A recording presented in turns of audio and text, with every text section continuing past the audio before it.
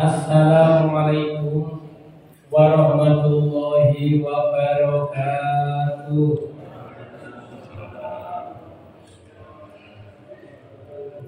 Bismillahirrahmanirrahim. Alhamdulillahilladzi hadana li hadzal wa ma kunna linahtadiya laula an hadanallah. Asyhadu an la ilaha illallah wahdahu la syarika lah. Asyhadu anna Muhammadan abduhu wa rasuluh. Wassalatu wassalamu ala asrofil anbiya'i wal mursalin wa ala alihi wa sahbihi ajma'in, amma ba'du. La haula wa la quwata illa billahil aliyyil azim. Yang kita hormati bersama Bapak Ketua Kamir Masjid As-Sakinah beserta pengurusnya, yang saya hormati para bapak, para ibu, kaum muslimin muslimat semua yang dirahmati Allah. Bapak ibu, mari kita awali taklim kita dengan membaca doa basmalah. Bismillahirrahmanirrahim. Yang kedua, kita sambung dengan syukur kepada Allah, sama-sama mengucapkan alhamdulillah, alhamdulillahirabbil alamin. Yang ketiga, sholawatullah wassalamuhu, semoga Allah limpahkan kepada Nabi kita Nabi Muhammad sallallahu alaihi wasallam. Yang keempat, kita doakan bersama masjid kita Sakinah ini beserta seluruh jamaahnya, semoga Allah jadikan tempat yang penuh barokah, yaitu tempat yang selalu membawa kebaikan dan manfaat. Para bapak ibu yang dirahmati Allah, pada pertemuan yang lalu kita telah membahas nopogi. Bila sebenarnya lagi sampun. Nyun pangapunten niki rada enten gangguan teknis uga manggone teng pundi niki.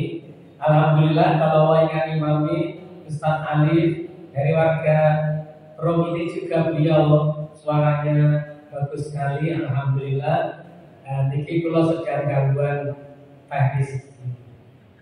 Bapak Ibu, ada satu amalan ringan sekali kalau dikerjakan itu pahalanya besar, yaitu menata barisan sholat. Menata barisan sholat. Maka menurut sunnah Rasul,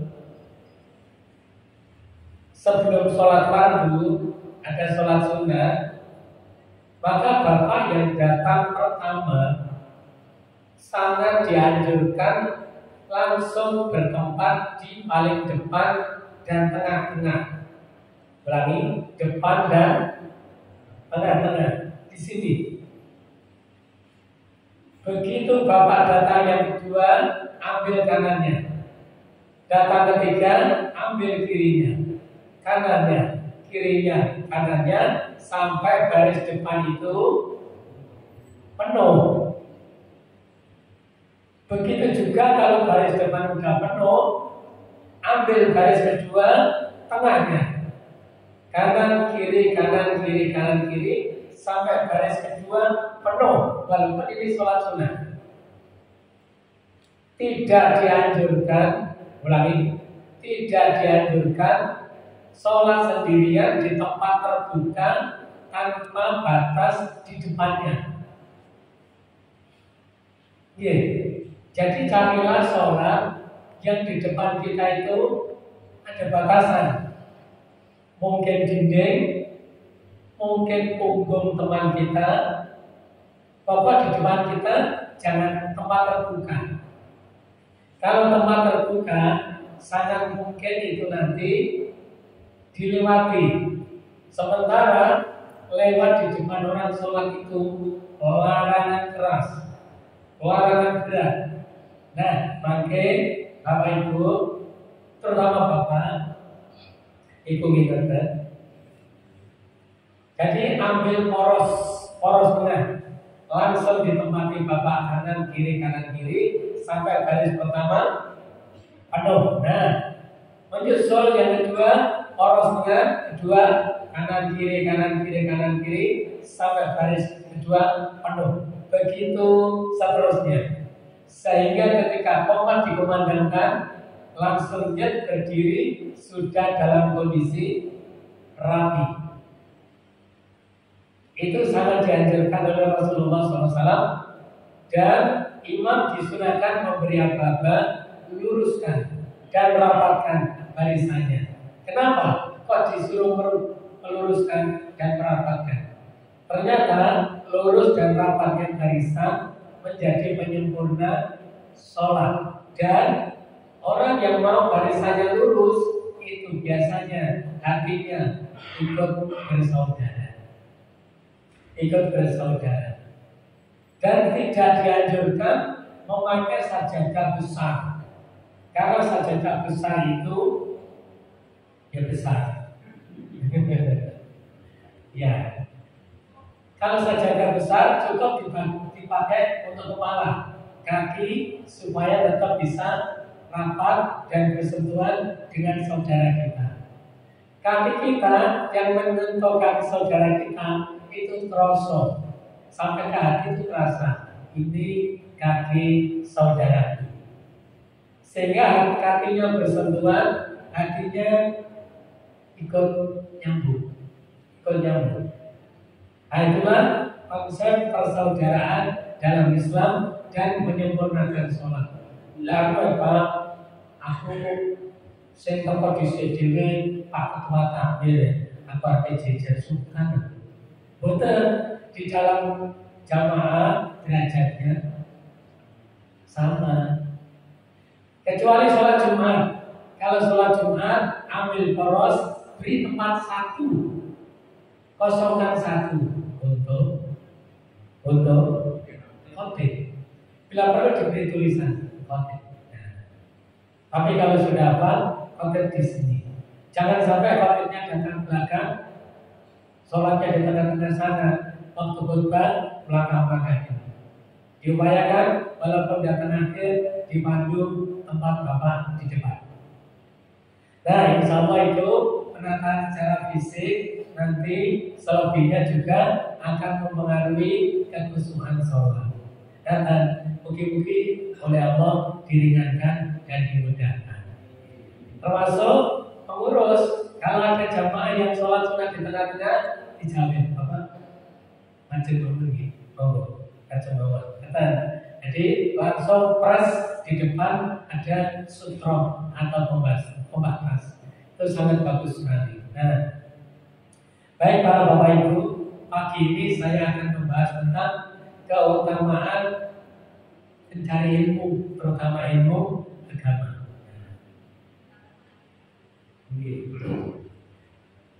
Kenapa Pak suaranya begini? Marai kosone diwale, siang tidak makan, malam close sehingga semua masuk. Akibatnya dirasa sendiri. Allah berfirman, wa qur rabbi zidni ilma. Kita selalu disuruh oleh Allah berdoa, Rabbi zidni ilma. Ya Allah, tambahlah ilmu bagi saya. Dan tadi di luar saya melihat ada buku di meja, buku tafsir. Nah, di dalam buku tafsir itu ada tulisan metode hermeneutika. Kandungannya Pak Amir mungkin. Metode hermeneutika. Metode hermeneutika itu sebetulnya tidak digunakan untuk Al-Quran. Itu metode untuk Injil. Yaitu apa? Satu metode untuk mengungkap sesuatu yang sudah punah. Sesuatu yang sudah punah, yang sudah tidak bisa dilacak lagi, maka mengungkapnya dengan metode hermeneutika itu. Sementara ajaran Islam nggak ada yang punah, semua bisa dilacak sebelum menggunakan metode itu. Nah, tapi Profesor Gracia namanya memasukkan metode itu ke buku di depan yang saya tadi membuka sebentar.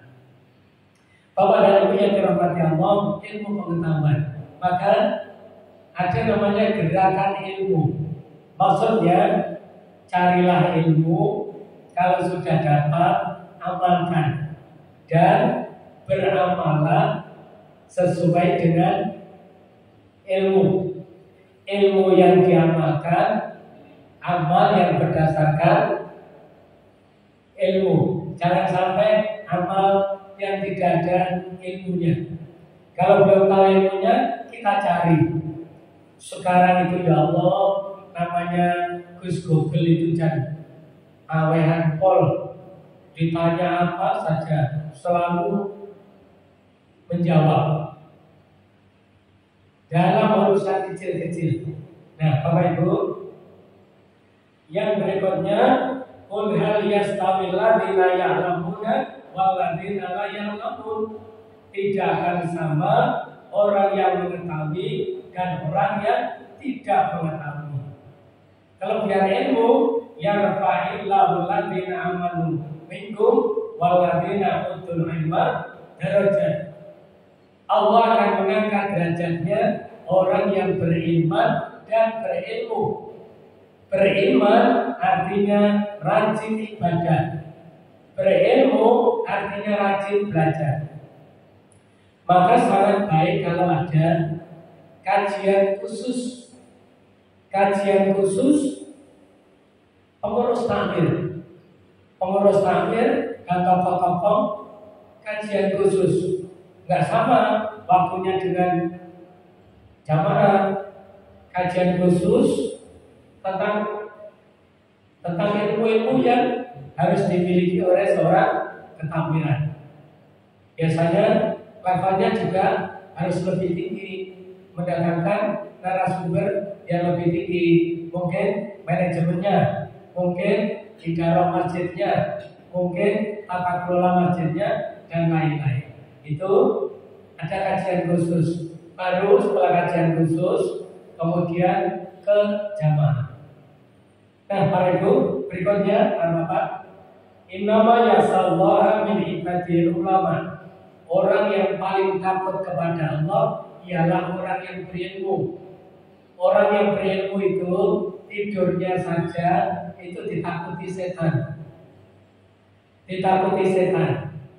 Orang yang beribadah tanpa ilmu itu tidak seberapa ditakuti setan. Tapi kalau orang berilmu, setan sangat takut. Buktinya apa? Ada orang yang beribadah tanpa ilmu, rajin sholat malam, tahu-tahu digoda oleh setan, digoda oleh iblis. Dari genteng sana dibuka, bulan ibadahmu sudah diterima Allah, dosamu sudah diampuni, mulai sekarang kamu sudah cukup berhenti ibadahnya. Sejak itu sudah gak mau ibadah lagi. Ada. Tapi kalau orang berilmu, kalau ada orang yang menakut-nakuti begitu, dijak diskusi. Dijak diskusi. Nah, itu pentingnya ilmu. Saya kemarin dikatakan sama suaranya kayak Arifin Ilham. Berarti dah mati ya. Tiap orang memang mau mati, tiap orang. Tapi kalau bisa minta waktu dulu, karena mati datangnya sewaktu waktu. Bapak-bapak dengan orang mati itu kalau matanya melihat ke atas. Dalam bahasa Jawa mendelik ke atas. Ternyata itu ada sebabnya. Berdasarkan ilmu, orang yang meninggal itu kalau sudah sakaratul maut itu didatangi malaikat maut bersama rombongan. Rombongannya banyak sekali. Satu di antaranya malaikat maut itu duduk di bun-bunan, ubun-ubun, makanya memandang ke atas. Setelah duduk, malaikat maut itu berteriak, bengok. Kalau orangnya ini jelek, yang mau mati ini jelek, dia berteriak begini, wahai fulan, hari ini hidupmu di dunia habis. Allah sudah menunggumu dengan penuh kemarahan. Keluarlah kamu.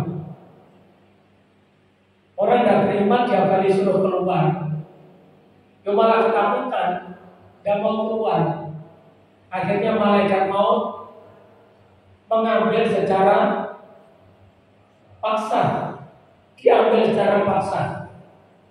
Rasulullah menggambarkan memaksanya itu sampai seperti orang menarik gelugu. Berat, sulit, dan sakit. Setelah nyawanya lepas dari badan, mengeluarkan bau yang busuk. Langsung satu petugas khusus, malaikat yang membawa kain kafan dari neraka, kain kafannya dibuka.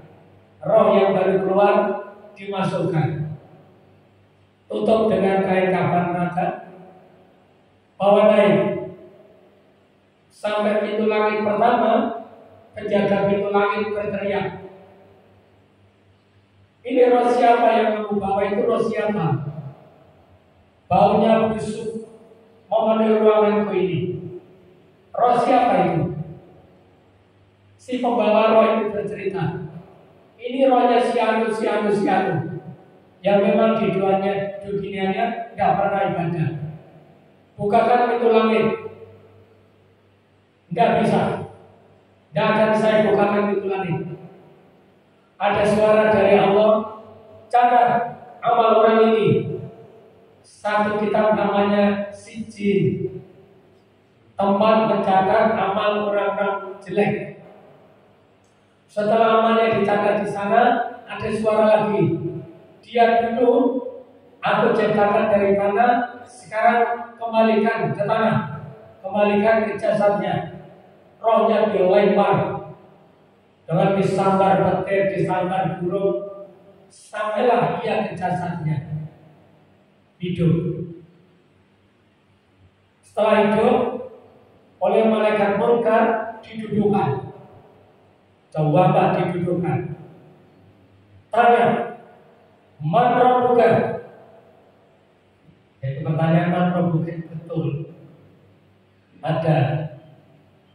Siapa Tuhan yang kamu sembah di dunia? Yang menjawab dengan geretolan. Geretolan itu bahasa Indonesia apa? Geretolan.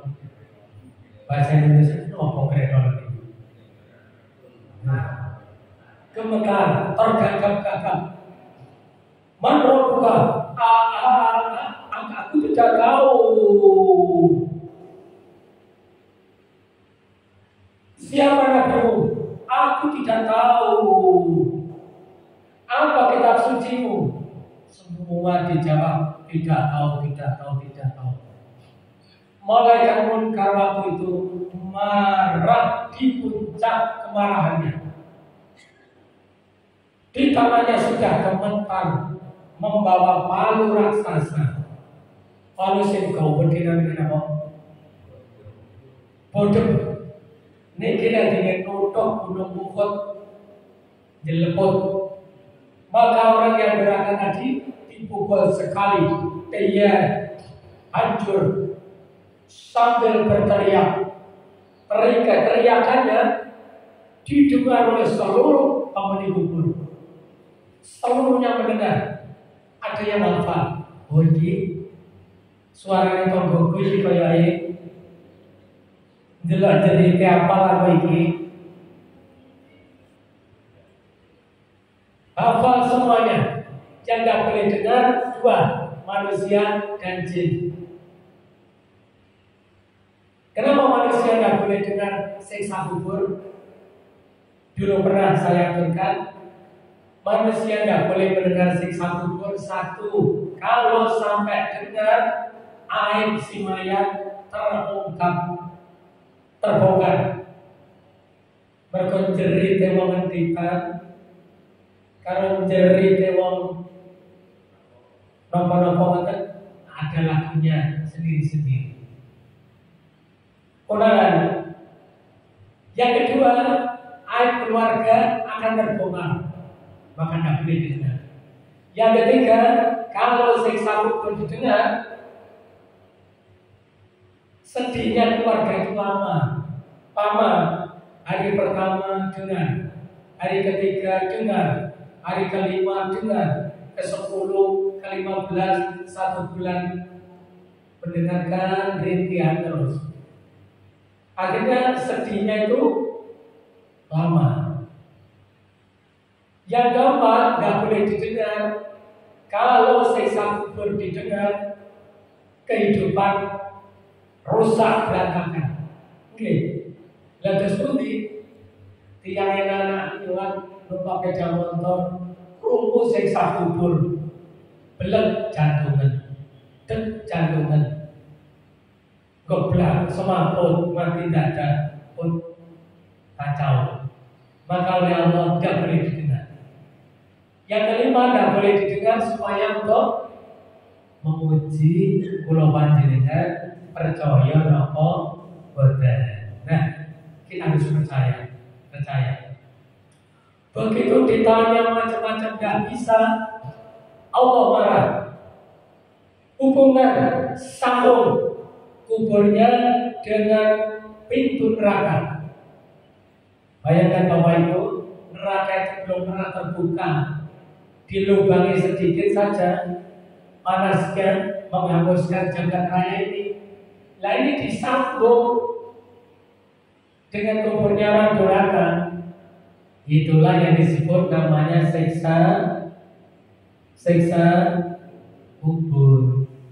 Makanya ada doa, Allahumma ja'al qabrahu rawdatan min riyadil jinan. Ya Allah, jadikan kubur saudaraku, orang tuaku menjadi pertamanan surga, jangan kau jadikan menjadi bagian siksa neraka. Oke, di sana ada bagian dua, yang satu siksa neraka, yang satu taman surga. Sampun, begitu roh yang jahat sudah Rasulullah menjelaskan. Kalau orang soleh, orang beriman, orang bertakwa mau wafat, sama didatangi malaikat maut dan sejumlah malaikat yang lain datang serombongan. Malaikat maut duduk di ubun-ubunnya, berteriak dengan sopan, wahai jiwa yang mutmainnah, wahai jiwa yang beriman, hari ini jatah hidupmu di dunia sudah habis. Allah menunggumu dengan penuh keridhaan. Fulan, keluarlah. Orang beriman diapani keluar dengan senang hati, maka roh itu keluar dengan mudah, nyaman, tanpa sakit. Rasul menggambarkan seperti mengalirnya air dari jalan, tanpa hambatan. Roh sampai di luar badan langsung diterima. Satu petugas khusus, malaikat membawa kain kafan dari surga, lembut, nikmat, nyaman, wangi. Maka dibungkus roh itu, langsung dibawa naik sampai di pintu langit pertama. Penjaganya berteriak, kamu membawa roh siapa? Baunya harum memenuhi ruangan saya ini. Oh iya betul, ini rohnya si fulan yang memang dia ahli ibadah di dunia. Baik, lanjutkan. Semoga Allah memberkahimu. Naik ke langit kedua, sama dihormati. Langit ketiga dihormati. Sampai puncak perjalanan, Allah perintahkan catat amalnya pada satu kitab namanya Iliyin. Kumpulan kitab catatan orang-orang solih, orang-orang baik. Allah perintah lagi. Dia dulu menciptakan dari tanah. Kembalikan sekarang ke tanah, ke jasadnya. Maka rohnya dikembalikan, tapi tidak dilempar. Dikawal dengan para malaikat penuh kehormatan sampai pada dimasukkan ke jasadnya hidup. Setelah itu didudukkan oleh malaikat munkar. Ditanya, siapa yang kamu sembah di dunia? Oh, selama saya di dunia, Allah yang aku sembah. Aku mengimani Allah, aku mentaati Allah, dan aku selalu menyembah Allah. Orang laki-laki ini siapa? Ditunjukkan laki-laki. Oh, itu Rasulullah Muhammad Sallallahu Alaihi Wasallam. Saya mengimani beliau, saya mencintai beliau, dan saya mengikuti sunnah-sunnah beliau. Malaikat munkar tersenyum. Apa kitab sucimu? Dijawab, Al-Quran kitab suciku. Nah, Bapak Ibu, untuk pertanyaan Al-Quran ini pertanyaannya dua, tidak cukup satu. Setelah dijawab kitab suci Al-Quran, pertanyaan kedua, apa yang kamu lakukan terhadap Al-Quran? Saya pertanyaan balik. Dan itu orang jawabnya ditanam. Apa yang kamu kerjakan terhadap Al-Quran? Jawab pertama, saya mengimani seluruhnya. Dan pilih-pilih. Dua, saya membacanya seluruhnya. Tiga, saya memahaminya. Empat, saya mengamalkannya. Lima, saya mengajarkannya. Enam, saya menjaganya. Nah, 6 jawaban Al-Quran kita di posisi mana? 1, jelas, mengimani. 2, membacanya. Maka membacanya terus Bapak, Ibu. Jangan pilih-pilih. Misalnya malam Jumat, Yasin, Al-Kahfi, monggo, tapi terus. Maka bagi bapak-bapak, ibu-ibu yang sudah sepuh dan bacaan Al-Qurannya belum bagus, belajar membaguskan bacaan, sangat dicintai Allah. Duduk melingkar, mendapatkan satu ustaz, tolong dipandu aku membaca Al-Baqarah. Walaupun hanya dapat sedikit, tidak apa-apa. Allah sangat mencintai. Sampai disebut orang terbaik. Khairukum man ta'allama al-Quran wa 'allamahu. Kamu orang terbaik, yaitu yang mau belajar Al-Quran dan mengajarkannya. Nggih. Usia 60, 70, udah kita duduk melingkar, belajar Al-Quran mulai dari Al-Baqarah. Toh nanti selesai belajar, makan bersama, nasi pecel, kan mesra. Selesai sholat isya, nggak lama-lama sampai jam 9, setengah 10. Udah tempatnya di masjid, yang dibahas Al-Quran, dan itu Allah tok. Kata di Bapak Ibu, nah itu suka asing, suka mempelajari Al-Quran. Bapak-bapak juga begitu, yang sudah bagus mengajari yang kurang. Yang merasa kurang tidak usah malu-malu. Sudah saking senangnya Allah, ada orang berkumpul membaca Al-Quran, malaikat disuruh membentangkan sayapnya, menaunginya. Kata, kenapa ini mau? Itu mau? Ini mau. Dari pertanyaan tadi, apa kitab sucimu? Al-Quran. Apa yang kamu kerjakan terhadap Al-Quran? Mengimani, membacanya, memahami. Untuk memahami Al-Quran memang perlu ilmu-ilmu perangkat, ilmu-ilmu alat banyak sekali.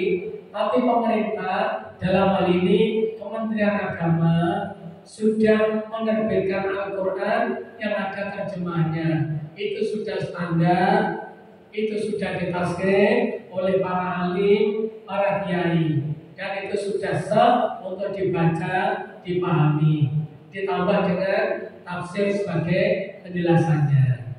Ngaten Bapak Ibu, monggo usia senja niki koncoan kali Al-Quran monggo nggih. Jadi hanya berteman dengan Al-Quran, nanti nikmat Bapak Ibu, sampun toh Qurane ludes nggih mboten napa-napa. Tersane mboten nyagres.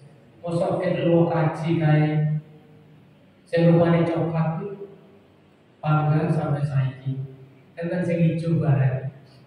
Namun setelah ditanya beres semuanya Allah perintahkan. Niki mau tiasa ditakon dalam kubur. Hubungkan kuburnya dengan pintu surga. Ya Allah, surga niku dari nanti dibuka. Mau lubang sedikit, ya Allah, nikmat wanginya sak ujung dunia. Niki dihubungkan. Itu namanya nikmat kubur. Pengen nikmat kubur di sepakat. Kita Bapak Ibu harus isi formulir form mana-mana yang menyebabkan siksa kubur dan mana-mana yang menyebabkan nikmat kubur. Ngaji kata niki nikmat kubur. Jenengan suami maido istri, bapak-bapak boten pareng maido istri nggih. Istri niku boten sakit kompon, nyapu jangan, umbah-umbah boten asal, masak pun sakersane, boten sah digawe, mergo ngerti dhewe. Dipaido jangan, maido istri imani-imani, dipaido disayang mawon. Nggih, mangke lek istrine ridho, gak tersinggung, dumane mandi. Saya sepuh, suami saya istri, saya mesra nggih. Bapak, sing sepuh, boten bareng rewel-rewel nggih.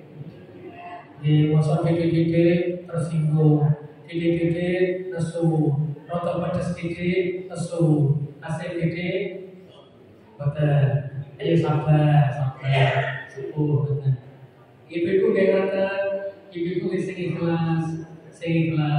Bapak-bapak rada ngalem, rada manja, dituruti ibu. Dituruti. Kenapa? Perhatian, detik-detik perpisahan makin. Loh, pensiun kan tugasnya. Tapi ibadahnya, kebaikannya tetap. Ibu menawi nyuwun ngapura Bapak bendinten apa enten nyuwun. Walah. Bapak nggih wonten sering-sering nyuwun ngapura istri. Ajeng tilem angane dicekel. Mas, Bapak nyuwun ngapura ya. Boten. Terus ibu nggih ngoten miye nyuwun ngapura. Saged boten? Biasanya saya sepuh wes gampang takjub titik-titik laju betul, insya Allah saya mesra betul. Baik para ibu bapak, simpulannya yuk kita meraih nikmat kubur, menghindari siksa kubur. Kan cita-cita kita 3. 1.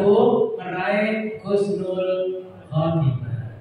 2. Meraih selamat siksa kubur. 3. Meraih menjadi penghuni surga. Mugi-mugi Allah ridhani. Oke, Bapak-bapak lah boten sing kandet to, boten matur suwun. Nggih, kok saniki dulu. Bismillahirrahmanirrahim. Alhamdulillahirabbil alamin. Allahumma shalli ala Muhammad wa ala ali Muhammad. Hamdan sakirin, hamdan na'imin, hamdan yuwafi ni'ama wa yukafi majidah. Ya Rabbana lakal hamdu kama yanbaghi li jalali wajhika wa azimi sultanik. Allahumma ighfir lana wa liwalidayna warhamhum kama rabbayana saghira. Allahumma sahhil umurana wa hassil maqasidana. Allahumma ja'alna minal muttaqin. Allahumma ja'alna minas sabirin. Ya Allah ya Rabb, mugi-mugi jamaah keluarga besar Masjid As-Sakinah ini panjenengan bimbing terus sehingga saged rajin ibadah, istiqomah ibadah, meraih husnul khotimah. Ya Allah, panjenengan paringi kita sedaya mangke selamat saking siksa kubur. Ya Allah, panjenengan paringi datang kita sedaya dengan rahmat ridho panjenengan paringi saged dados penghuni surga. Ya Allah, panjenengan kabulaken panunan kita. Rabbana atina fid dunya hasanah wa fil akhirati hasanah wa qina adzabannar. Subhana rabbika rabbil izzati amma yasifun. Wassalamu alal mursalin.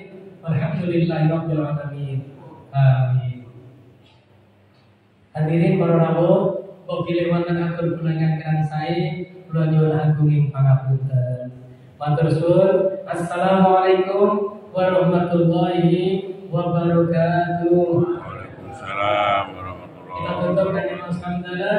Alhamdulillahirabbil alamin. Subhanakallahumma wa bihamdika asyhadu an la ilaha illa anta astaghfiruka wa atubu ilaik. Walhamdulillahirabbil alamin.